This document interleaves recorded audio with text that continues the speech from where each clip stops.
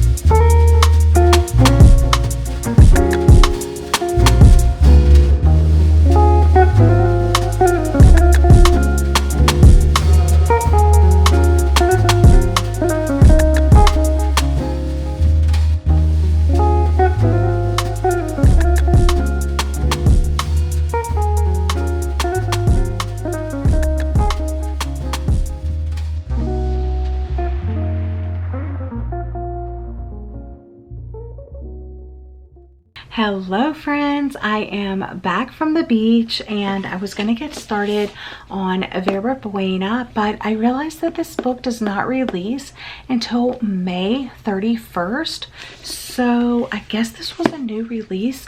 I've been waiting for this book since last year. There's been lots of delays for some reason on this one. I'm sure it had something to do with like COVID and stuff, but I don't know. I wanted to listen to this on audiobook, but the book doesn't release until May 31st. So I'm probably just going to go ahead and read it physically. We'll see if I can do that. If not, I may have to slip this over into next month. But I am just really excited. I love this cover. At first I was like, I don't really know. But I actually really do love the colors combination of the cover, and I'm really excited about the story now. So I kind of just want to get this started, and it is pretty short. It's under 300 pages. So let's see how many exactly pages it is. 290 pages. So I should be able to, you know, read it fairly quickly, and the font's like a good size. So yeah, I'm gonna go ahead and get started on this one. We'll see what happens though.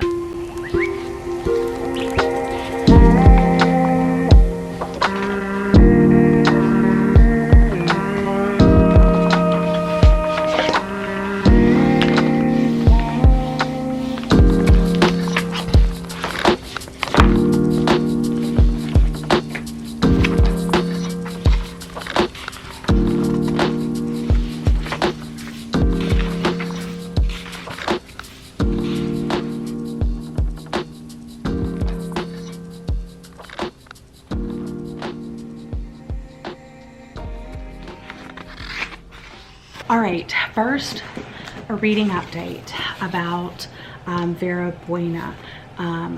It is an herb also. I didn't know that. And you can use it in tea, or it makes really good tea.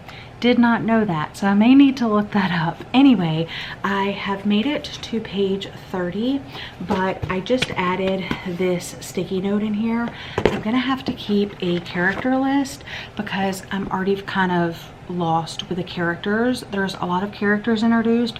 There's a lot of different names. I know that the main character is going to be like Sarah and Emily, but Sarah seems to have like a lot going on. So I'm just going to start over from the beginning and keep a character list. And I think that's really going to help me keep things straight in my head. So I'm kind of confused because I didn't have a good grasp on the characters, but I'm going to reread that and update that little character list for myself.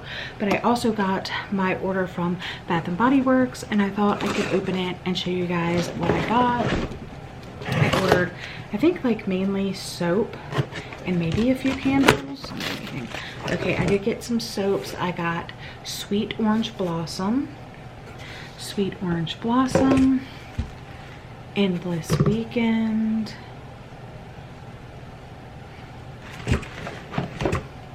Beautiful Day,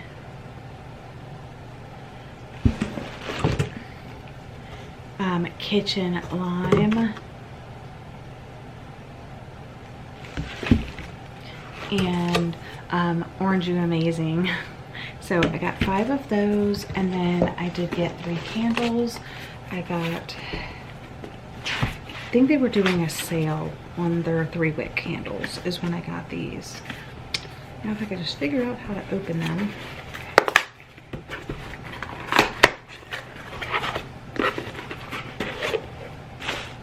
The Perfect Summer. It's this nice red color. Love this. It has a very floral scent, kind of like jasmine or gardenia. Oh, I was wrong. Sun-kissed citrus, orange blossoms, coconut husk, and natural essential oils. So it was the orange blossoms. It smells really good. But I think that's a really pretty one. Kind of reminds me of Something Wilder. How it has the layers and then it has like these little kind of trees. Anyway, that's kind of cool.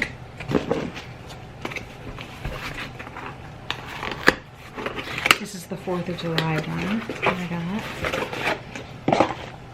It's the firecracker pop one. It has like fireworks all over it in like silver, gold, blue, red.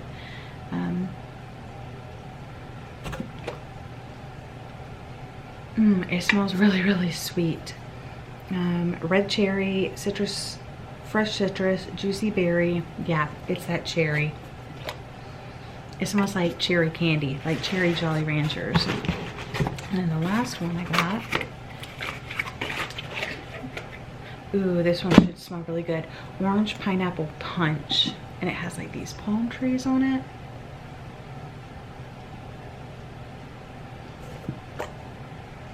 Oh, this one smells like pineapple juice. Oh, I love that one. So I'll probably actually light this one. I really do like it. So that is the Bath and Body Works haul. Not that much, but just some more summery candles, hand soaps. I love their foaming, their gentle foaming soaps. So yeah, but I'm gonna clean this up, put these away, and then I'm gonna get back to reading, starting over from the very beginning.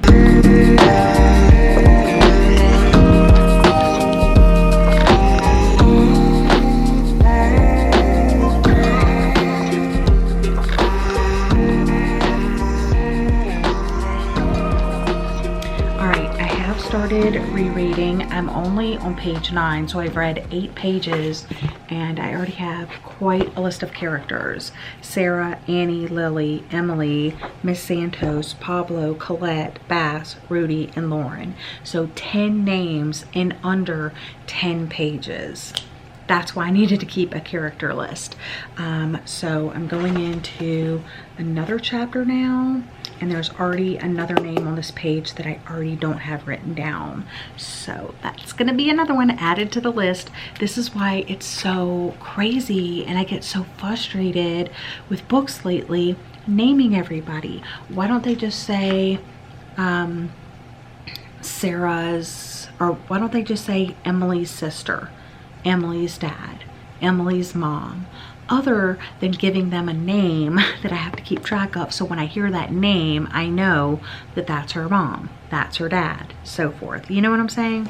All right, just another check-in. I'm on page 22 now, and I had to get another sticky note because I already filled up the first one. So let's see how many names we have.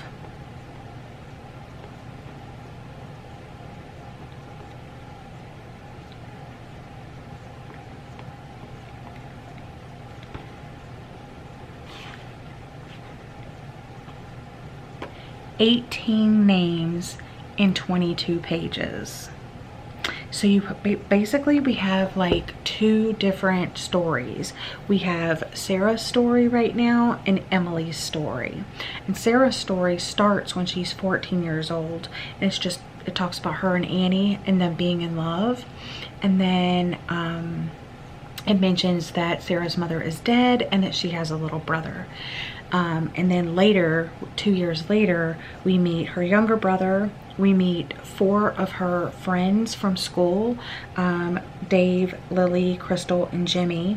We also meet Maureen, who she works with at the Vista Motel. We also finally get her father's name, Jack. And then Jack, I don't know if Sarah's dad is okay or not. Doesn't seem like it, but so there is Jack, and then he has like Over the Guys, and that's 2 guys that are brothers that Sarah can't really keep their names straight. And I was like, thank God. And then there's Eugene, and then Eugene's wife left him, but his wife used to be best friends with Sarah's mom before she passed, and then she left after she died. Anyway, and then there's Larry, another old friend of theirs that they grew up with, but now he's a cop, and he came to their house asking like where Annie was. So that's one part of the story. And then the other part of the story is Emily's side of the story. On Emily's side of the story, you have Emily, Miss Santos, Pablo, Colette, Bass, Rudy, and Lauren.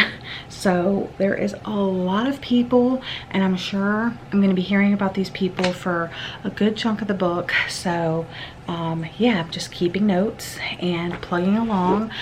Reading it through the second time is already helpful. Keeping the character list and adding little details like, oh, that's her dad, oh, that's her brother, super helpful. And yeah, I guess I'll just keep plugging away this way, and when I know more of the direction that the story is going, I will update you with my full thoughts. But for now, just trying to get through a little bit of the book now that I'm getting the character straight, and hopefully sink into the story and just start reading it a little bit more quickly.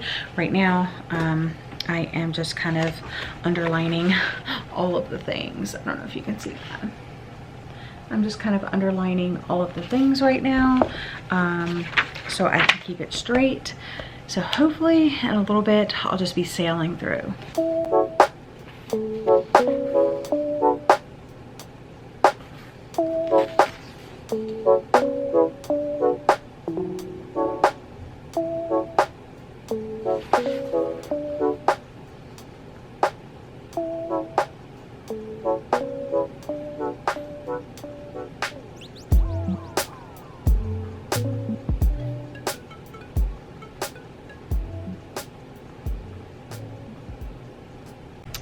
All right, yeah, just an update about the father, because I said that I was feeling like something was off about him. Let's see. Okay, so on page 15, it says, the night was perfect, well, almost. There was the moment Sarah went to kiss the inside of Annie's elbow and saw the mark there. She felt lightheaded for a moment, close to tears, until she told herself it was nothing. Not the stuff of her father or his friends. Nothing like her mother. It was a scratch, maybe. It didn't mean anything. So I didn't want to assume what that meant, but it just gave me a weird vibe. And then on page 23, it kind of confirmed everything. She's in a room, and she is kind of upset about her friend, well, her girlfriend, her love, Annie, and she like went in her room, she took out the boxes out of her closet and she carried her blankets in, and she's basically gonna like sleep in her closet that night. And her father like knocks on the door and comes in and he says, "You're sleeping in there?" And she goes, "I'm scared." He placed a hand on her shoulder. He hadn't touched her in a long time. She felt the tremor of memory, something long ago buried, a time before Spencer, her little brother, before death, her mother, when she was a little girl who laughed with her parents in the bright sunshine on the bank of a river.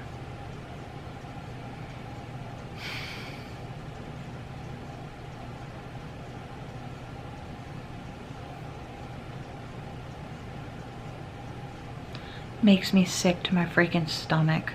All right, friends, here with a reading update. I made it to page 106, and this story has like so much sadness in it. I mean, it's really kind of a depressing story, to be completely honest. And it's very character driven. There is a plot, but the plot is definitely taking a back seat to just the lives of these characters and the things that they've been through and the things that they're going through. I mean, that's mainly what it's all about. And when I say character heavy, I mean like, I have 3 sticky notes now of characters and names. This one wasn't enough, so I did this one, and then that wasn't enough, so I started over here. And it seems like it started when Sarah was 14 and Annie was 14, and then it jumped to Emily's part, and then it jumped back to Sarah when she was like 16 years old, and then it jumped back to Emily when Emily was 25. So in her first part she was like around 15, and now she was 25, and we were in her part for a while, and now we have jumped back over to Sarah's part, and it's Sarah's part picked up right when she made it to LA, maybe a little bit after that. But very, very interesting. I am enjoying it, but it's like, I think that's the thing with this one. I can't really like plan where a plot's gonna go. And you guys know I love plot-driven stories more than character-driven stories, because I have something to look forward to. I'm looking forward to the next step, the next goal, the next aha, the next, okay, you know, beginning, middle, end. Whereas in this one, I don't really know. I still feel like I'm at the beginning, but I'm 100 pages into the novel. So, and it was 290, was that right? Yeah, I think it was like 290. So I'm a third of the way through, and I still feel like I'm at the beginning. Although there's been huge passes of time, even though they don't necessarily tell you right up front, like 10 years later. You kind of just have to figure it out as you are reading different chapters and stuff.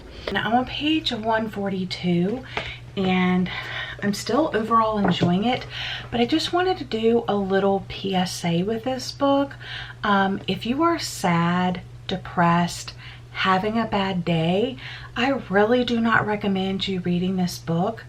There are so many sad things, and just talking about life's hardships, and just really terrible things as well. So it's very heavy. It's very sad. I thought I was going to be reading a sapphic romance, but that is not what I am getting.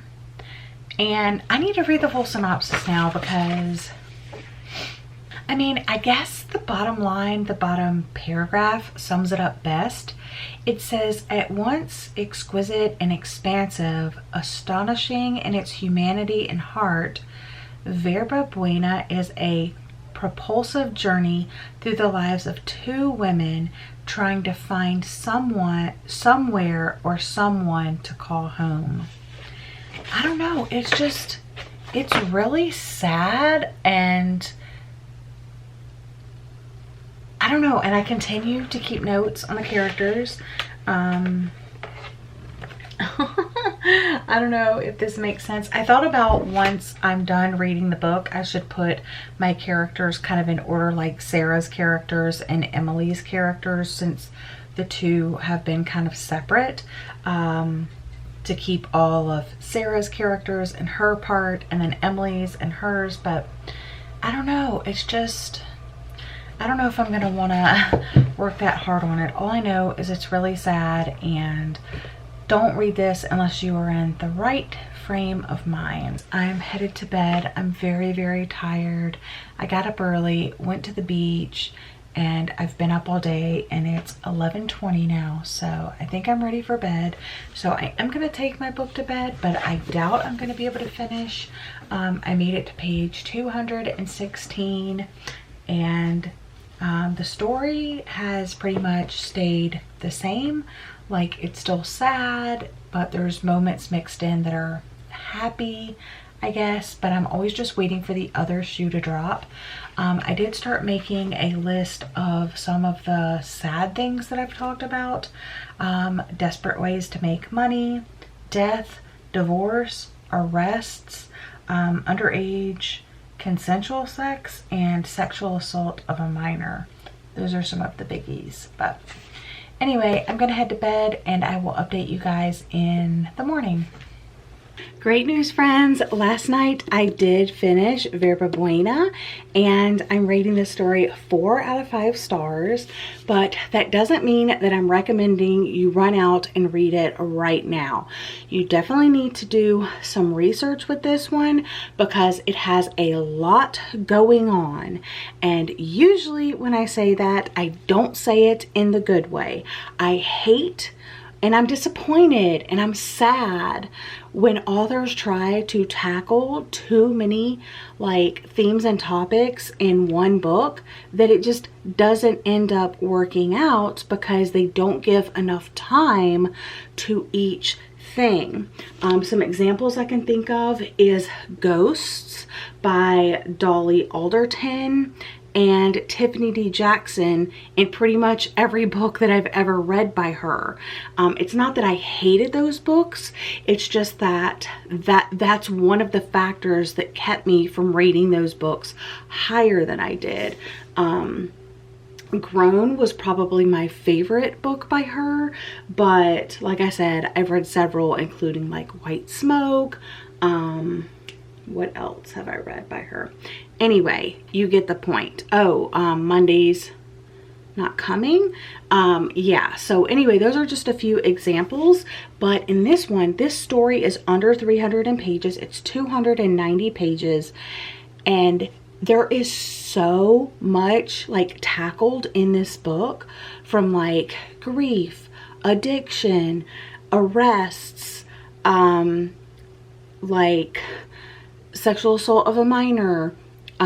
Just there's literally so much packed into here, and it's so well done because it doesn't try to dive too deep into the topics.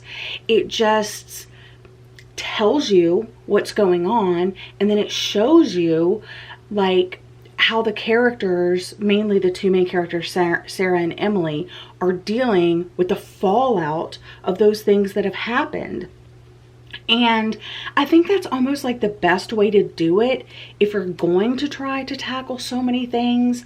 I think sometimes authors feel like they have to tackle a topic by inserting their own opinions, and I don't think that that's the best way to go about it. So in this one, I really appreciated that Nina LaCour said, here's what happened, and now you could see the result through the actions and the like plot of the characters. Anyway, I rated this 4 out of 5 stars, but I would definitely do your own research. This book also has a crap ton of characters. You guys saw that I was keeping notes at the front of my book because I read the 30 pages. There were so many characters introduced, and then I was like, no, I have to start over and keep a character list. I ended up keeping an extensive character list, including a couple over here. I have a list of 50 different side characters, and well, the main characters too, of course, but mainly all of the side characters. So there's only like 2 main characters, I would say, Sarah and Emily, but there are a lot of side characters, And usually that's not really important until you like figure out who the main ones are. But because it follows Sarah and Emily from like their teenage years up until like their late 20s, early 30s, you see these characters multiple times in multiple different ways with multiple other side characters as well. So it's really important, I think, if you're a reader like me and you need to keep those characters like straight in your mind and you want to be able to like refer back if you forget who a character is, unless you're just okay kind of just like going with the flow and taking the story in that way, I would definitely recommend keeping a character list. It's gonna be a lot, but I think it's really gonna be worth it for your enjoyment of the novel, like I said, if you're a reader like me. But it's kind of hard to talk about this novel and like what happens, because like so much happens, but also like nothing happens, you know. It's one of those books, it kind of reminds me of that book, oh gosh, what's that author's name? Sally Rooney's book. I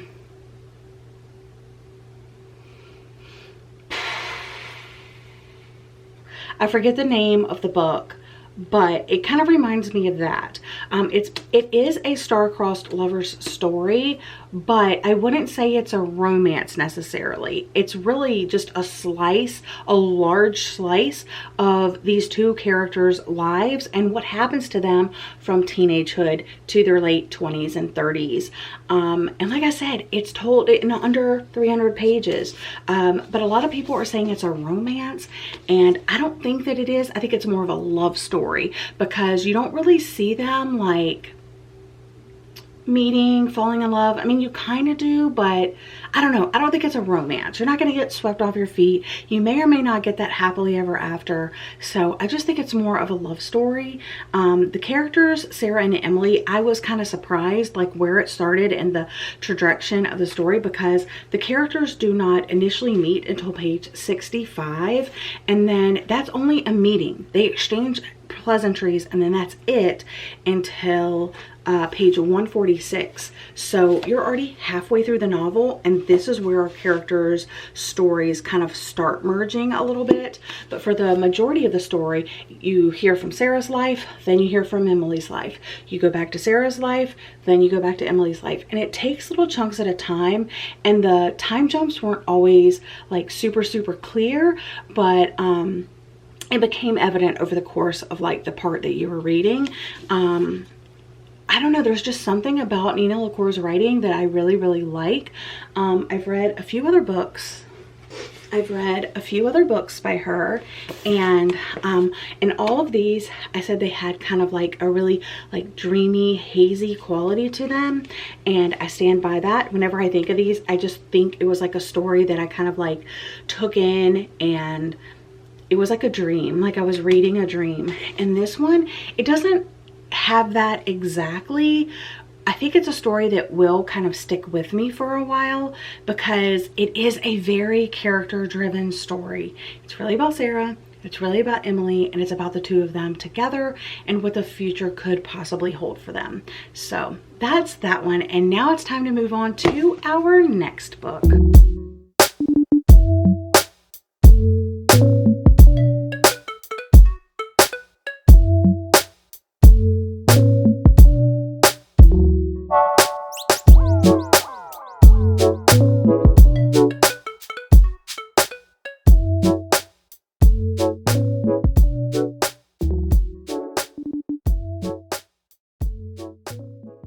Obviously, the next book I will be reading is Breathless by Amy McColloch, and I will be trying to read the majority of this today, but I do have to record for my podcast, and I do want to edit that today because then I'm recording another episode tomorrow. So it is a very busy work day for me, even though it is a Sunday. The podcast never waits, you know what I'm saying?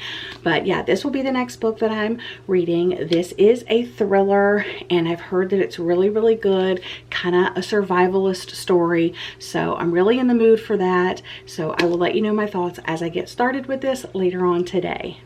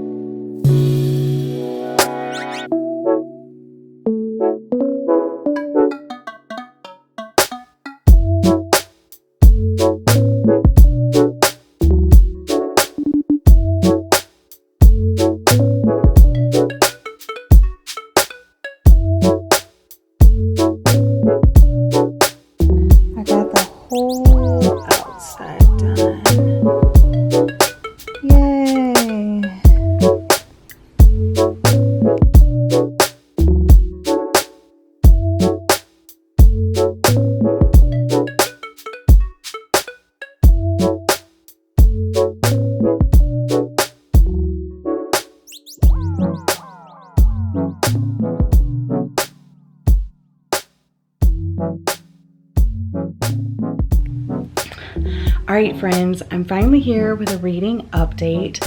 I definitely did take a day off from reading. I was really busy. I had to take care of some podcast stuff, some YouTube stuff, all of the things.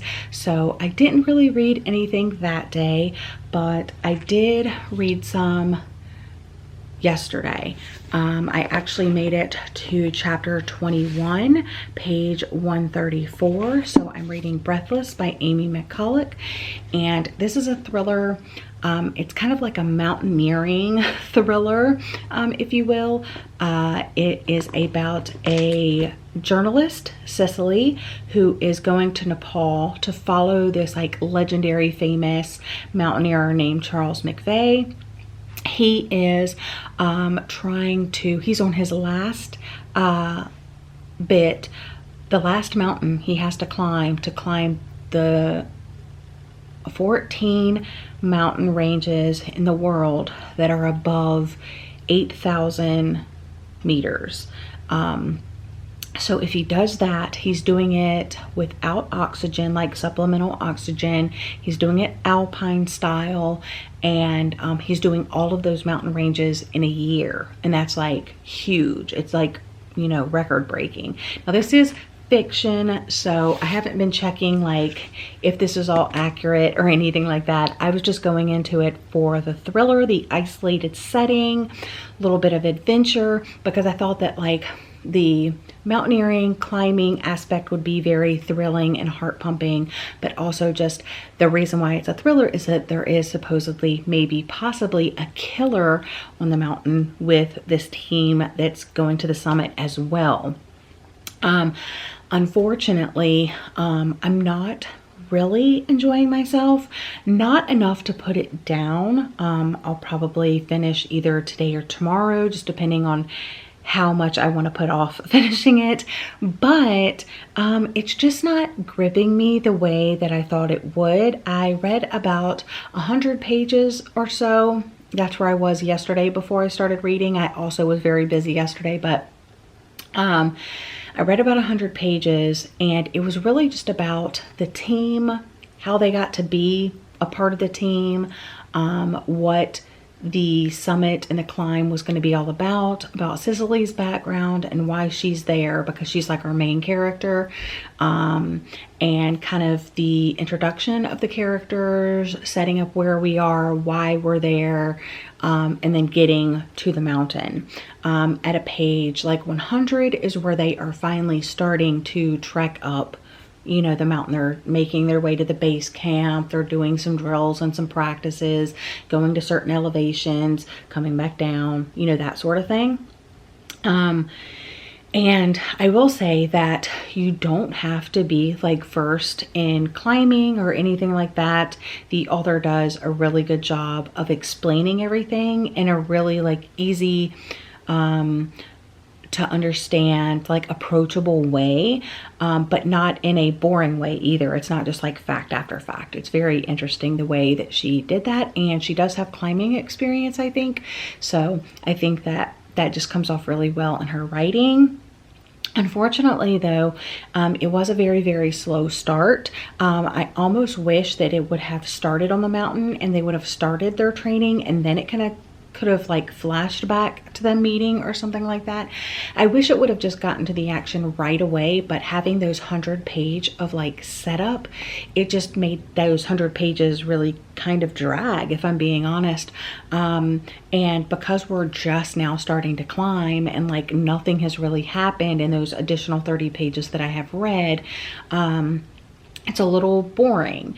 Also, the only thing that's happened so far is before they made their way up to the base camp, when they're like at the bottom of the mountain in the little town,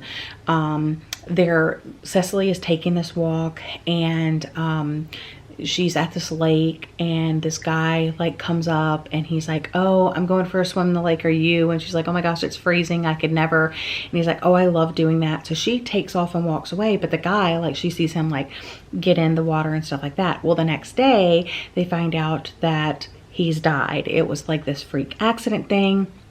And she's just thinking to herself, like, that's kind of odd that that's happened, because I didn't see anybody else around, but I did hear this like whistle. I did hear this like drone thing, like someone's got to know something. So she's a little freaked out. And then the team decides, okay, he wasn't part of our team. He was doing his own thing. Like, what are we going to do? Are we doing it or not? And they're like, we're doing it. So they set off on their expedition or whatever. But Cicely is really freaked out by that. And I think the first night in the tent, she hears the whistle outside of her tent. She wakes up the next morning. She sees footprints around her tent. And then like another day, she also hears the whistling. So she's like, screw this, I'm gonna figure it out. So she like busts out and she like tries to find out like what's going on and stuff like that. But nothing like too exciting or too dramatic or too thrilling has happened yet, other than those like minor little things. But yeah, I'm gonna try to finish more. Like I said, not loving it but not hating it, you know, just kind of right here right now. But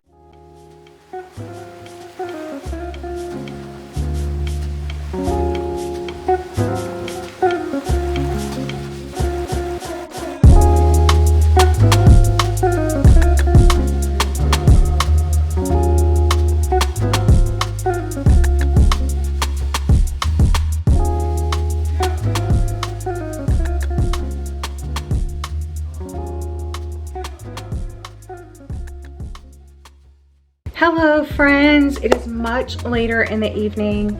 It is about 9:30 p.m. and I wanted to give you a reading update.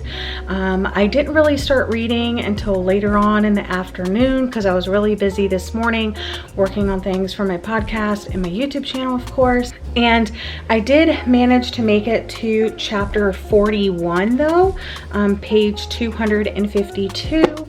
I would have probably finished it earlier, but my husband decided that we were going to go out and do a little bit of shopping. We're trying to look for certain things for our hiking gear. So we went to LL Bean, we went to Coastal Edge, we went to Dick's Sporting Goods, and we went to Barnes & Noble, which was so nice. I just stopped in very quickly. I got a couple things at Barnes & Noble. The first thing being a new puzzle. So yeah, I got this fun puzzle and I'm gonna do it right over here. I also, look at my hair because it's so humid and like drizzly today. Hold on.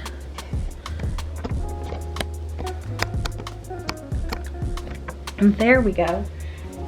I also picked up this homesick candle. It's the beach cottage one and it smells really, really good. It says top notes bergamot, sandalwood, mid notes marine, plumeria, musk, base notes sea air, tonka bean, and amber. And it just smells so good. And then I also picked up Hidden Pictures by Jason Rijkulack. Actually, when I was recording with Lainey yesterday, we were talking about books that keep you up past your bedtime, and this was one of her recommendations. And plus, like, I've been hearing nothing but good things. My friend Jessie has it. I know a couple other people that I watch their videos have read it as well, and Stephen King said I loved it. So, and it also has pictures in it. I don't want to show you like one deeper into the book, but it does have pictures in it. So I really like that about it. So yeah, that's what I got at Barnes & Noble. I'm gonna turn on the audiobook for this and try to make a little bit more progress. I'm probably not gonna rate this very high just because like nothing is happening and it's just kind of boring.